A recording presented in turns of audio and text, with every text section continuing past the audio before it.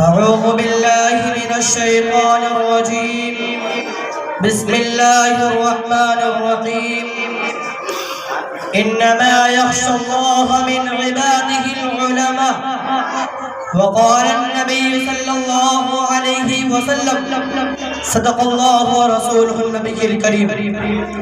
میرے دوستو، آج کی اس مبارک مجلس میں میری تقریر کا عنوان علم و عمل اور علماء کی ذمہ داریاں ہیں. یوں تو انسانوں پر اللہ کی نعمت اس قدر ہے کہ ان کو شمار بھی نہیں کیا جا سکتا.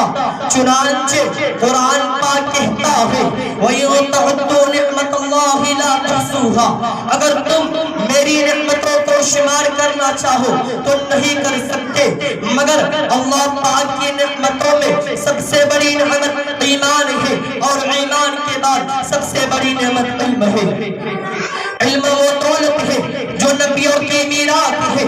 علم وہ دولت ہے جس کو چرایا نہیں جا سکتا. علم وہ دولت ہے جس کو چھینا نہیں جا سکتا. علم وہ دولت ہے جس کو تقسیم کیا نہیں جا سکتا. علم وہ دولت ہے جس کو دریا سمندر ڈبو نہیں سکتے. علم وہ دولت ہے جس کو آگ کے شعلے جلا نہیں سکتے. علم وہ دولت ہے جو فنا ختم نہیں ہو سکتی.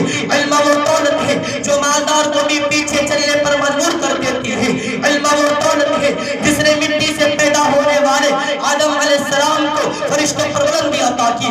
پیارے دوستو، قوم و ملت کے علم پر عمل کرنے والے علماء کی بے انتہا ضرورت ہے.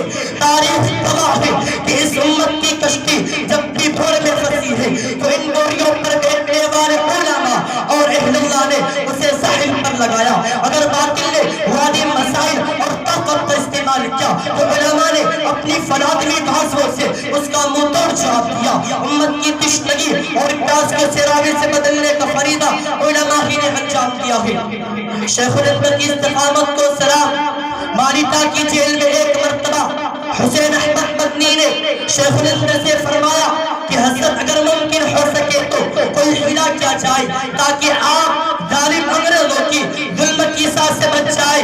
یہ بات سن کر شیخ الہند کے چہرہ پر غصہ کے آثار ظاہر ہوئے اور یوں فرمانے لگے حسین